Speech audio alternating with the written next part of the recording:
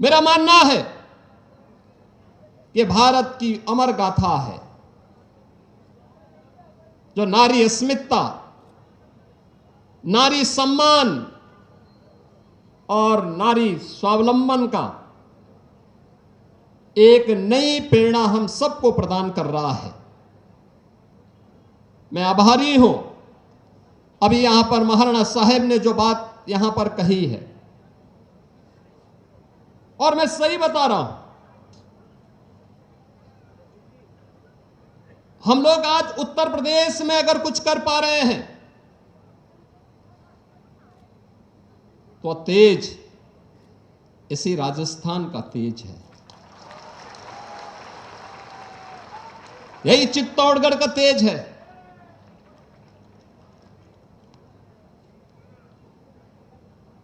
आज उत्तर प्रदेश में जो परिवर्तन दिखता है वह प्रधानमंत्री मोदी जी के मार्गदर्शन में,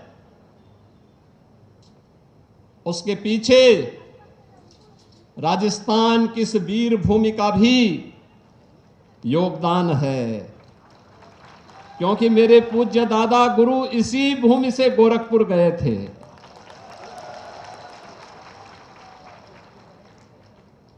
यही वीर भूमि है,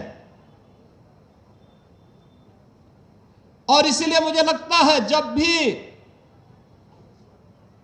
राजस्थान के, चित्तौड़गढ़ के, मेवाड़ के शौर्य और पराक्रम की बात आती है, यहां के वीरों के शौर्य और पराक्रम की बातें सामने आती हैं, जब वीरांगनाओं के जौहर को हम स्मरण करते हैं और मीराबाई की भक्ति की उस धुन से भारत अभिभूत होता है, तो हम सब उससे एक नई प्रेरणा प्राप्त करते हैं। याद करिए, इस वीर भूमि ने भारत को एक पहचान दी है। ये चित्तौड़गढ़ का ये किला, ये दुर्ग केवल पत्थरों से बना हुआ एक दुर्ग नहीं है, ये भारत की अस्मिता का प्रहरी है, भारत की अस्मिता को लगातार एक नई प्रेरणा प्रदान कर रहा है। और इसीलिए जब हम लोग आते हैं यहां पर, हम लोगों को लगता है कि ये प्रहरी भारत की अस्मिता को लगातार एक नई दिशा दे रहा है। और कौन ऐसा भारतीय होगा, कौन ऐसा सच्चा भारतीय होगा जिसके मन में श्रद्धा का ये भाव इस वीर भूमि के प्रति, यहां के राणाओं के बलिदान के प्रति, राष्ट्र के प्रति, उनके शौर्य और पराक्रम के प्रति उनके मन में ना आता हो। हर भारतीय के मन में जब भी भारत संकट में होता है, जब भी भारत का कोई अभिभावक अपने पुत्र को आगे बढ़ने के लिए प्रेरित करता है,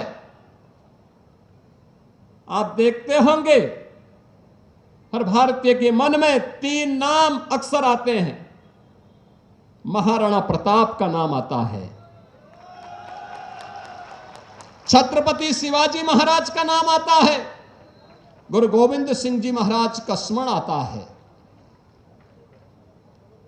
इन राष्ट्र नायकों ने अपने लिए नहीं लड़ा था, अपने परिवार के लिए नहीं अपना बलिदान दिया था।